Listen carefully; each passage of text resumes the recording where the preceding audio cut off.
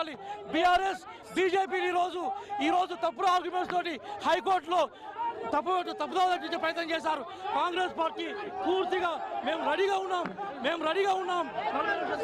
BC నాయకులు మొత్తం కూడా చూస్తున్నాం ఏ విధంగా మొత్తం గందరగోళ పరిస్థితుల్లో మొత్తం బీసీ నాయకులు మొత్తం చూసుకుంటున్నాం మనం. అయితే గందరగోళ పరిస్థితుల్లో మొత్తం బీసీ నాయకులందరూ కూడా అయితే చూసుకోవచ్చు మనం. అయితే వాగ్వాదానికి దిగుతున్నారు మొత్తం కూడా చూసుకోవచ్చు. అయితే ఎలాంటి పరిస్థితులు మొత్తం కూడా ఎక్కడ గమనించినా మనం స్పష్టంగా అర్థమైపోతుంది మొత్తం కూడా. అయితే బీసీ నాయకులు మొత్తం కూడా చూసుకోవచ్చు. అయితే ఏ విధంగా మొత్తం ఉద్రిక్తంగా మారిపోతుంది మొత్తం చూసుకోవచ్చు. అయితే పోలీసులకు కూడా మొత్తం కాంగ్రెస్ వాదులు బీసీల పైన దాడులు చేస్తా ఉన్నారు, మమ్మల్ని కొట్టడానికే వస్తా ఉన్నారు. ఇది ఎంతవరకు న్యాయం అని చెప్తా ఉన్నా. కాంగ్రెస్ వాదులు బీసీలను కొడతారా? బీసీలను కాదు, టిఆర్ఎస్ వ్యతిరేకులు ఇడికొచ్చి గొడవ చేస్తున్నారు. నిజంగా వాళ్ళకు బీసీల పట్ల అది ఉంటే కోట్లకి వచ్చేది.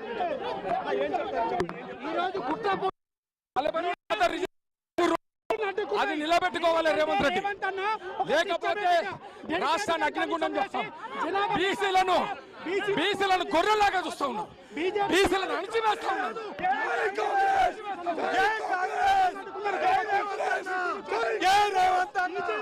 ఈరోజు భారతీయ జనతా పార్టీ పోటాపోటీగా మొత్తం కూడా నినాదాలు చేస్తున్నారు. బీజేపీ బీఆర్ఎస్ బీసీల వ్యతిరేకులు. ఎందుకంటే ఈరోజు అసెంబ్లీలో ఆమోదం తెలిపి కేసులో సమర్థించకుండా ఇంప్లీడ్ కాకుండా ఈరోజు కుట్రపూరితంగా ఎలక్షన్ అడ్డుకుంటున్నారు.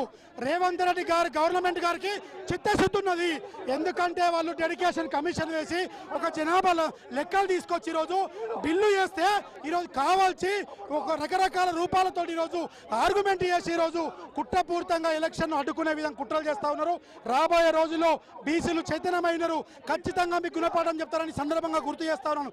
ఎందుకంటే బీజేపీ చిత్తశుద్ధి లేకుండా మొత్తం కేసును పక్కదారి పట్టించే విధంగా వేరే వ్యక్తుల ద్వారా కేసులు వేయించి ఈరోజు అడ్డుకుంటుంది. కాబట్టి గుణపాఠం చెప్తారని సందర్భంగా కోరుతా ఉన్నాను. తెలంగాణలో గుణగణన చేసి 42% కల్పించింది కాంగ్రెస్ పార్టీ. అలాంటి కాంగ్రెస్ పార్టీని ఈ రోజు తిట్టే ప్రయత్నం చేస్తున్నారు. ఆ రోజు ఈడబ్ల్యూసీ ఓడించారు, బీజేపీ ఇచ్చింది. బీజేపీ టీఆర్ఎస్ రెండు కలిసి కుట్రపూర్తిగా ఈ రోజు కార్యక్రమం చేస్తున్నారు. మేము కులగణన చేసినాం. ఈ రోజు కాంగ్రెస్ పార్టీ విమర్శిస్తే ఎవరు రూపేసించే పరిస్థితి ఈ సందర్భంగా చేస్తున్నాం. మనం చూసుకోవచ్చు మొత్తం కూడా. అయితే ఎక్కడికక్కడ మొత్తం కూడా చూసుకోవచ్చు.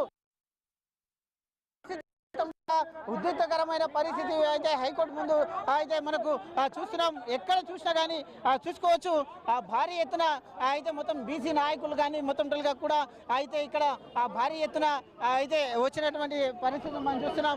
అడ్వకేట్లు కూడా ఉన్నారు, మనతో పాటు మాట్లాడించే ప్రయత్నం కూడా చేద్దాం.